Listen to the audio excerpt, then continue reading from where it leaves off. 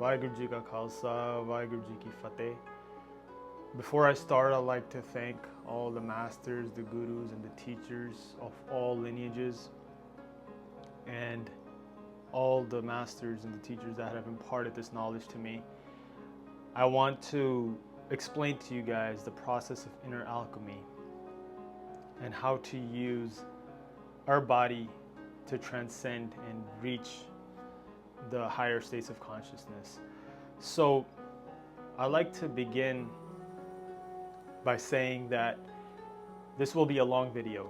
So if you have some time, you can pause the video, get some tea or coffee or some snack, and watch the video entirely, because it will be worth it to watch the entire thing rather than distract yourself. So we're going to start off by understanding the three aspects of ourselves. There's the body, there's the breath, and there's the mind. And these three things are not separate, although we think of them as separate. They are all connected. And I will explain how they're all connected and how the process of having them all connected is the key to enlightenment, is the key to transcendence, and is the key to inner alchemy. So we'll start off with the body. Now, what is the body? The body is made up of the 5 elements.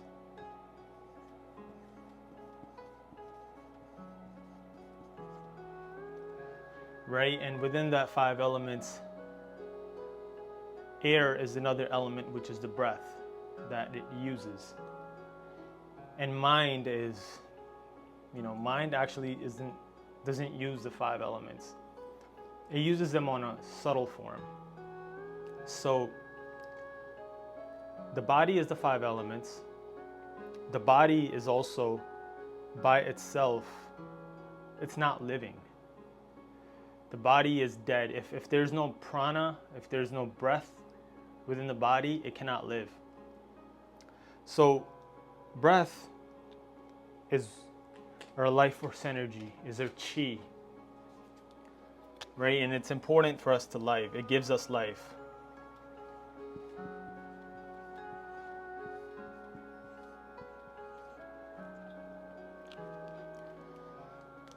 And there's 2 kinds of breath.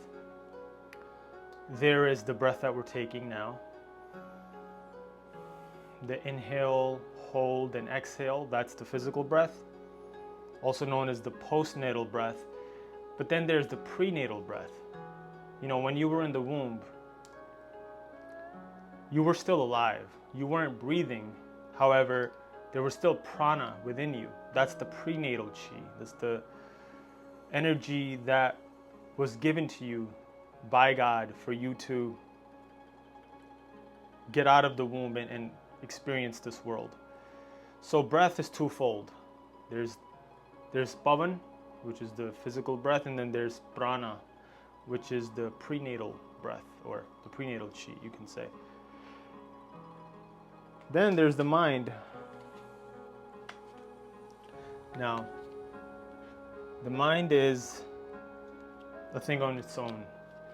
And we are special as humans because we have a mind.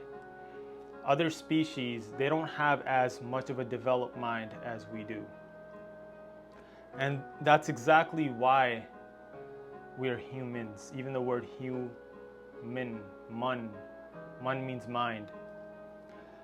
And the function of the mind is to be a witness, to be a conscious. It's essentially consciousness. However, whether we use it like that, it's a different story. So, mind is consciousness. However, when the mind identifies with the body or the breath, we'll start with the body. When it identifies with the body, it gets stuck in thinking that it's the 5 elements. The mind starts thinking, I am this flesh and bones.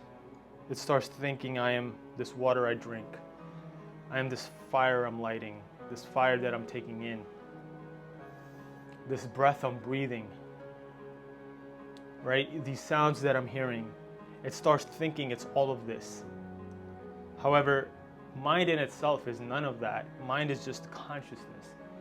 It's just a empty platter, and whatever you put on it, it takes its form. And for many of us, mind is the reason for bondage. Because when we think we are the five elements, we become bounded by that particular thing, whatever it may be. Whether it's this body, whether it's someone else, whether it's the thing that we're eating, it becomes that. So mind is by itself, it's transparent. It's a mirror. It's just showing you what you want to see. So once we understand that, we have to realize that this is also three different bodies. This is the physical body. The breath is also called the astral body or the subtle body. And then the mind is the causal body. These are advanced concepts that I won't get into too much. However, just to let you know how these things are regarded in ancient texts. Now, one thing that is important is that when all of these are one, the body, the breath, and the mind, we get into the fourth state, which is Turiya. So this is the transcendent state, the state of enlightenment. There's really no words to describe it because you just have to experience it and feel it. And the whole goal of this practice is to reach to this state. And I don't want to speak too much on the state because I want the practice to be the thing that does the speaking rather than me speaking on what the stage is. However, it's just Sat Chit Anand is the best way to explain it. And Sat Chit Anand just means truth, consciousness, and bliss. So that's what essentially what we're going to be getting into. So now we're going to start off with the body.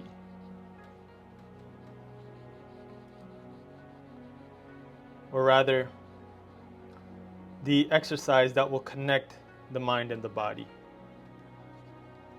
Because, like I said, they all have to be connected. And one of the ways that we connect is through breath. Now, like I said, there's two kinds of breaths. There's the postnatal breath, and then there's the prenatal breath. What I'm going to be referring to is the prenatal breath. It's the life force energy that you had when you were in the womb. But we're going to use postnatal breath to tap into it. So I'll explain what all this means. So I'm going to tell you guys about the macrocosmic orbit. This is essentially how your body is naturally moving. You know, when you're moving your hand, it's moving this way. It can't go this way, right? It, like, no matter how hard you try, it's against the laws of your body to bend like that. It's always going to bend like this. That's because your body is supposed to be moving in a certain way. But what happens is when we're moving without our mind or consciousness being involved, we are separating the mind and the body. We are thinking that we're two different things. That I can be thinking about something else, but my body could be doing something else. That creates a disharmony within you. And what we're here to do is bring back the harmony between the body and the mind. So this exercise is essentially how your body is moving energy. And it's important to know this, even if you don't practice it, because it's important to know that my body is supposed to act this way. And if it's acting any other way, that means there's something wrong with the operating system. There's something wrong with the body. So we'll start off with the the first two steps of the microcosmic orbit, which is essentially the energy descending down your body, right? When you eat food, energy is always going down. It's always going down and descending down and digesting. And your hands are also, they also come in, right? When they come in, they bring the energy in like this. And that's the first step. You're gathering the energy in. It's the contraction force that's bringing the energy to your center here, your belly, which is your Ming Men, which is your storehouse for all your energy. Now, the second step is within the legs. The energy goes up from the back of the legs. And even if you think about it, when you lift your leg up, it always goes back, right? You can't lift it forward. It would be a different kind of mechanism to lift it forward, which we'll get into later. So this is the first step. So you can do this first step, bring the energy in and then bring it up from the back of your legs. You could, if you're advanced, you can make this into one step. However, I recommend you just feel this first. Feel that energy descending down from your hands and up your back of your legs and coming here, right in your core. It's actually back here. That's where the Ming Men is, in the backside. And this could also be connected with your breath. So on the inhale, you can bring that energy within and feel it going down. And it's going to require some kind of body awareness training, because this is very subtle. Your body needs to be, your spine needs to be open. You need to be doing yoga, which we'll get into later. All these exercises are very important because they open up the spine and they help you move that energy, that Kundalini Shakti, as they say, in that channel. So that's the first step, right? Now I'll get into the second phase, which is step 3 and 4. So the second phase is the expansion force. As you can see, energy descends down from the front of your body and to the front of your legs, right? Like when you raise your leg up, let's say you raise your leg up, you're essentially bringing that energy down. You just don't think about it when you do it. However, you are doing it. And when you bring your mind to it and you do it with your mind, you're creating that mind and body connection, which is, like I said, very important. If you're just doing something, when you're working out, you're listening to a lot of music and you're doing these movements, the mind and the body are not connected. And that's how injuries happen, right? I speak from experience because I have injured myself because I haven't been in tune with what my body is saying. My mind is not listening. My mind is thinking about something else. So this is why this is so important. And like I said, on step 4, it's energy is going up the spine and out of the arms, outside of the arms. It's going up and out the arms. So I'll put this diagram also within the screen that you're looking at, so it's easier for you to see with the instructions. But essentially, there's 5 points that you need to be aware of that energy always comes from. One is the crown. It's always coming.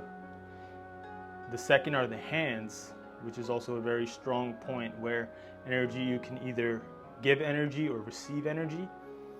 And the third and the fourth and the fifth are within the legs and the feet, right? And I've put these points down on the sheet, so you'll be able to see that. The pericardiumate, the P8, is the hand point, and the K1, the kidney ones, are the soles of the feet. These are the 5, and they also represent the 5 elements as well in the body. So it's very important that you learn to bring energy in these points, these energy points, and this in itself will open up a lot of energy, because now what we're doing is we're essentially commanding the energy with our own will, with our own mind, with our own consciousness.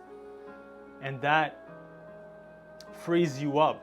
A lot of times our mind is overthinking about something. Let's say we're sitting down, we're worrying about something where we could be just circulating that energy the entire time. Now, I want to give you guys another technique that's with the breath. Because this is, right now we're just on the body level, right? And the breath is very unique because you can connect a mantra to your breath. So one way of, I come from the Sikh tradition, and in this we have the mantra called Vaheguru. And Vaheguru, this is also 4 syllables as well. So in a way it could be connected with the 4 steps. So Va, you can imagine the energy go down. He, it comes up the back of your legs. Gu, it descends down to your feet. And then Ru, it comes back to the crown. So you can also use any mantra, really, If you're Muslim, you can use Allahu. And like I said, it's a little different because Allahu is, it's 2 syllables. So with that, you could do something like, you would do step 1 and step 2 together. So you would feel the energy come down here and then come up from the back of your legs and come here on the Allah. And on the Hu, you bring it down and then bring it up the spine, right? And you could all do it in one breath. I'd also like to say that you can use the mantra of the breath, which is inhale So and exhale Hung. So, Hung. This is the natural sound that the mantra makes. So energy is making an infinity sign, if you think about it, right? When it's, let's say this is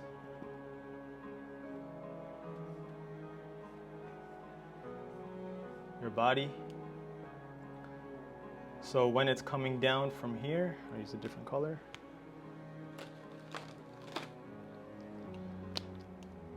It's coming from the front of your body, right? It's this way. And then it's coming up here. And then it's going down here. And then it's going up here. Right? It's an infinity sign. That's the frame that your body is following. And the infinity sign, or the 0 sign, is also a really spiritual sign, because the whole point of this exercise is to be 0. And that is the whole point of spirituality as well, is to maintain that 0 state. Now, this doesn't mean you will be nothing. If anything, this will actually unlock a lot of abilities within you to connect with the infinite part of you. Like I said, 0 and infinity are one and the same, right? So what you're doing is you're essentially opening yourself up to infinity when you do this. And in that way, you're everything and nothing at once. So this is philosophy. I don't want to get too much into this. I want to keep this practical today. However, this is the first practice. And do this while you work out. Let's say you're working out, doing some push-ups. You imagine the energy go down, and then as you come back up, it goes up the spine, right? So you could do this with anything. And at first you might feel like you're thinking too much because you're doing all these visualizations, all these things. That's the whole point, because your mind is already busy thinking about things that don't even matter. It's forgotten and it's disconnected from the body. So what we're doing now is getting yourself connected back to the body.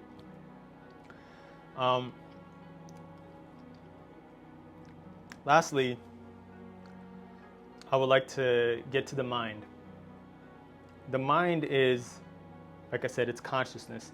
And I spoke about the infinity sign and the 0. So I'll get into this one more time. the ultimate state of the mind, mantu jotsuru pamp namul pashan, is that the mind is just a light, right? Like I said earlier, it's a mirror. So if you point light to it, you will get light back. In a way, what we're doing is we're becoming zero so that our mind, we can see the mirror, right? A mirror reflects. And we are the light, right? Our consciousness is being reflected on the mind. And this is what will produce the fourth state, is when you're in that stillness, in that silence. So when mind is silent, you're moving the energy, yet the mind is silent and it's not saying anything. You are essentially reaching the fourth state. Like I said, it's easier to talk about this than do it.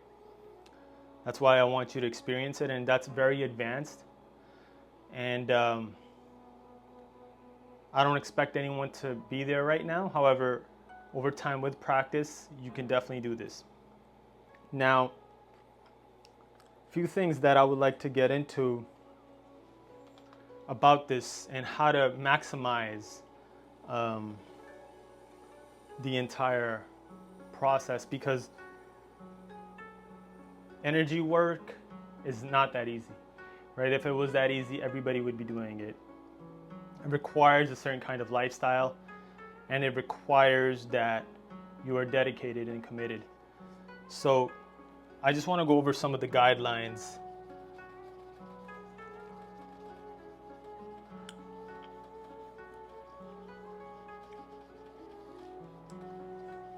And one thing that I want to emphasize about breath is that, like I said, there's two kind of breaths, right? There's the postnatal and the prenatal.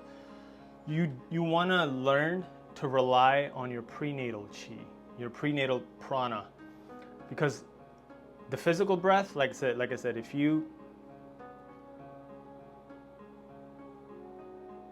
go completely silent and stop your breath, you still have energy. You still have consciousness that's holding you. So your body is not just working on breath. There's a subtle energy that it's also working on.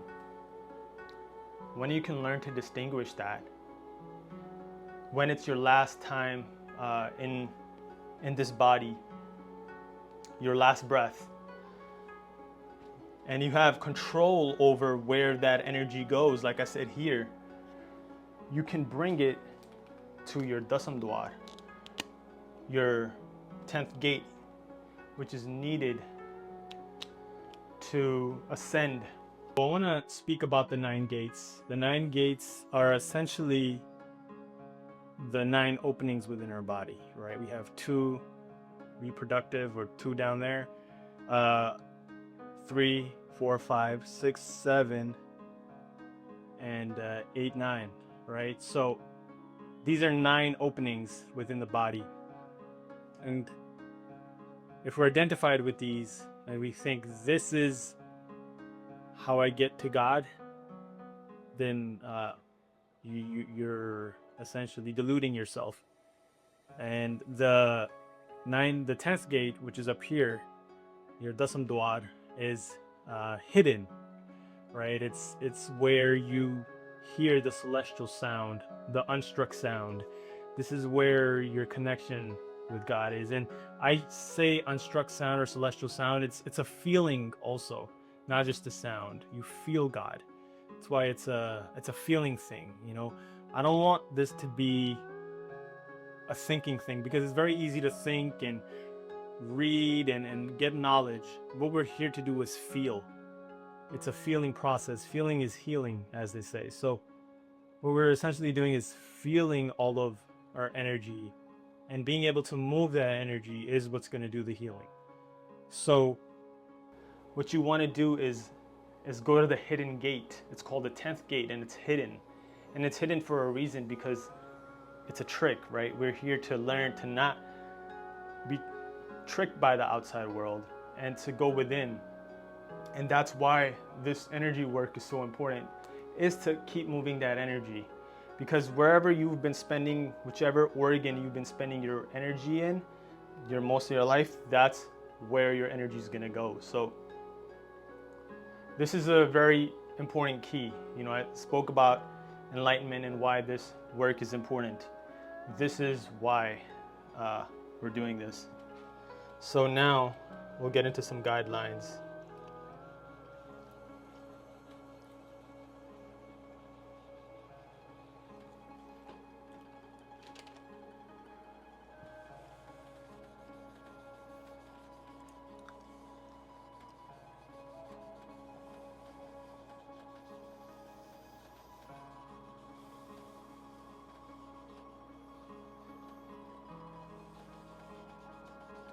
Now, when it comes to the body, how you treat this body is very important, because this body is the gift you've been given in this life. And if your body can't function and you can't feel energy, or if you can't feel peaceful within the body, then this will be hard for you to do. In fact, it'll be hard for you to do anything. So, this is just the basics. You don't want to have any processed food. You want to stick to fresh foods.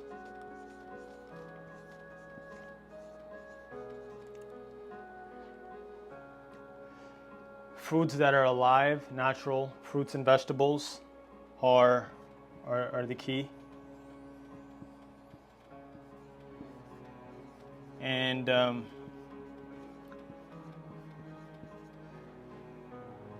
would also say certain grains are also, they slow the body down. Although they're great for building physical strength, like if you're hitting the gym, but that's not what we're doing here. What we're doing here is more subtle. And you'll see why this is also important, because when you start getting more subtle, you'll realize you don't need to lift those big weights, because now you're not strengthening your body, you're training your mind now. And the mind makes matter.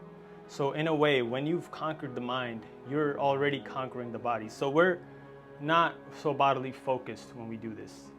We're becoming more subtle, we're becoming more energy focused.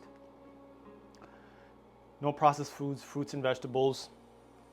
And I would say eat really only twice a day. And that's a big one, because that's hard to do in this day and age, but it's important.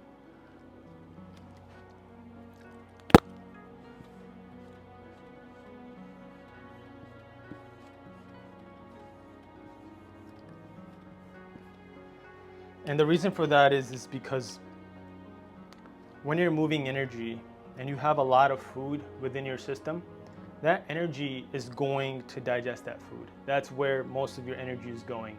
Especially if you eat a big meal, you feel sluggish, you don't feel like doing anything. And that's precisely what we are looking to avoid. We want to be full of energy. We want to be working with the subtle body more than our physical body. And as for the mind, there's a few things that you also want to start encompassing. One of the big things is stilling the heart mind. The heart and the mind, they're actually very similar. Someone that has heart problems actually has a lot of overthinking, just a mind that is always just going all over the place. So you want to still the heart. And what I mean by still the heart is the heart's desires. Because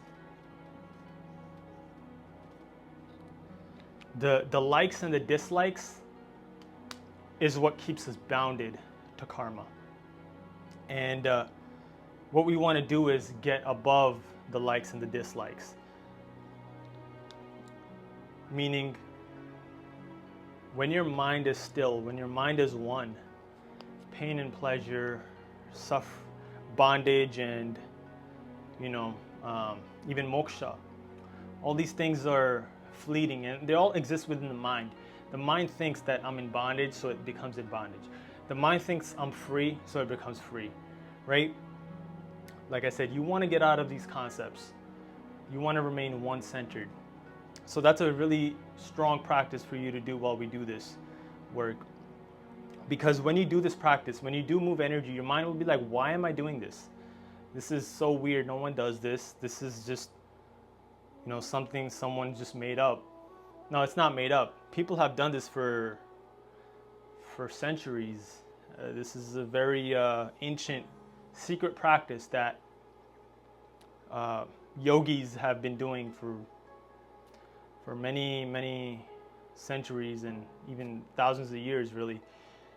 And the principles that they follow are these principles, stilling the mind, becoming inward oriented rather than outward oriented, checking into your body. How am I feeling? Do I need to send some energy somewhere? Another thing is when you start doing this work, you'll realize that you're becoming more energy focused, that if you need to bring energy somewhere, a part of your body, you will be able to bring energy there. So for example, my shoulder was hurting a few weeks ago because I injured myself because I wasn't, working out properly. My mind wasn't there. I was working from my ego. And I ended up injuring myself. So I had to take some time off and I had to send energy there, right? So this energy work is very practical. You're not just doing this for no reason. You're moving that energy so you can heal yourself. People even use it for martial arts. But essentially, out of all of those, what we want to use it for is enlightenment. Because healing and martial arts, all of those things are yu-wei, meaning they're self-will, right? And you can use your self-will to an extent. But the deeper you get into this work, you want to become wu-wei, which is non-governance. You don't want to govern anything. You want to accept what's coming to you and alchemize it. That's why this is called neigong, or inner work, inner alchemy. Because you're not going out there, you're not using these minerals to make gold. You're making that gold within you. And you're creating an energy loop. So one more practice that I will say that you will essentially start feeling as you do this work more and more. Because like I said, this is the extension of a smaller practice, which I'll show you guys now.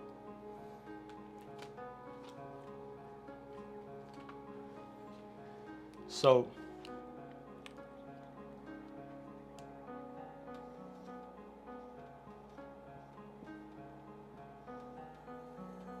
this is the body, right? Well, we won't draw the legs because now this is the simplified version of this practice. But I want you guys to get good with this practice first, because once you get good with this, then you can do that. Now, energy is still moving the same way, but what you can do is, once you've mastered moving energy through your entire limbs, is you can just move it through the spine, through the vertebrae. So, like I said, energy comes from the crown, comes from the heaven, goes down, right? Your Ming Men, your energy center here, and then goes up from the coccyx, back up the spine. I will also put another diagram showing this so you have a better view. Essentially, this is another zero that you're seeing, right? You're making an energy circuit. And one last thing that I forgot to mention with this is when you're doing this work, you want to make sure your tongue is touching the roof of your mouth, because that connection was there. When you were in the womb, your tongue was always touching the roof of your mouth, and that kept the connection going. So you were doing this within the womb. However, when you were born, you started talking. We have a talking problem, right? In this day and age, we talk a lot. And what that does is that severes the connection, so you start having your energy leaked. So when you're tongue is touching the roof of your mouth, number one, you're breathing from your nose then. You're not breathing from your mouth. Breathing from your mouth is not really considered healthy. If anything, that's something that people that are ill or sick, that's what they have to resort to. However, if you're healthy, you can close your mouth, have the tongue touching the roof of your mouth, and keep circulating the energy, because that's creating the connection and it's keeping the energy going within. You know, normally energy, you're putting energy out here and it's being wasted, right? But when you do inner alchemy, you're not putting energy out anymore, you're putting it back in you. So now it's going back in. And it stays within you rather than you putting it out. So that gives you a lot more energy, which frees up. And that's the whole point of this practice. So a typical practice for doing this kind of work that I do looks like about like a 15 or 20 minute standing meditation, where you're standing in a certain way, where you're not putting pressure on your knees. You have a little bend right here, and I'll also put that in the link below. And what that does is you can just sit here and you can move the energy. You could do the 1, 2, 3, 4 and keep moving that energy. You can move your hands and move the energy. You know, when it's coming in, it's a contraction energy. And then when you're expanding, it's the expansion energy. And you go at your own pace, because some people like to do it slow, some people like to do it fast. It's just based on their energy, and it will auto-correct itself. So this is the typical energy movement that I start with, the first 20 minutes. Sometimes I stay still and I just do it internally. I don't do any physical movement. However, if you're a beginner, it's important for you to do the physical movement as well. And this will create the sensitivity. Another thing you can do to create sensitivity is oiling. You can get some oil and oil yourself on where these energy points are, right? So if you're oiling your hand, you oil it going in and then going out from the back. It's always inside. Inside is the hidden part that no one sees, is energy going in. And then the outside is the external, the outer part, where the energy is going out. Same thing here, right? Energy going in. So you can oil these places to feel and create some sort of sensation and sensitivity. This will really help you on your journey if you're a beginner and can't feel energy right now. And then I would follow up with some sort of 15-minute of yoga, which I have in my app also, which helps open up the spine. Or you could do Qigong or Tai Chi. Essentially, the practice has to help you to open up the spine, because the spine is where the key holds. The vertebrae need to be expanded and need to be stretched, and that's where energy can flow. And then lastly, I end up with some sort of meditation, because now that you've got the energy moving, you can sit down and be still. You could either do that through breath work, or you could do it through just sitting down, repeating a mantra, like I said. This will help you. Once you've moved the energy, what you're doing is you're bringing it from here to your heart, right? You do the exercises, it brings it to your heart. You open up through doing yoga, your heart rate expands, but now you want to bring it up here. See, these are the three centers: the lower dantian, the middle dantian, and the upper dantian. And once you bring it up here, now you have to do a meditation to increase the awareness. And then essentially, once you're done with the meditation, you want to bring it back down, bring it here, because this is where it comes back to. You don't want to leave it here. If you leave it here for too long, you will start having hallucinations, visualizations all day long, and then you will lose ground with reality. It's important for you to bring it back down always. So bring it up here when you're doing consciousness work or meditation, Simran, whatever it is. And then after you're done, bring it back down. And one of the ways you can bring it back down is simply just visualizing it. Like I said, intention, your attention is what's driving the energy. So if your attention is up here, bring it down. The entire gist of this work, what we're doing is learning to move our attention. So it's a game of attention. In an ADHD world, the attention thing is one of the most important things we have, and we have to learn to cultivate it now before it's too late. So that's pretty much it. This is essentially Inner Alchemy 101. This will get you started on this path. And like I said, this is just the beginning. I have my app, which I will put the link down below. You can do some practices within that app which help you do these practices. For example, something like horse stance or like a standing meditation is very important for you to circulate energy, because it's hard to do this when you have a hard time sitting down. Most people can't sit down and meditate for more than 5 minutes, but they move. Everyone's moving all the time. So if you can just become aware of your movement and keep the energy moving while you're doing whatever it is that you need to do. You're driving a car, you're cooking, cleaning, whatever it may be.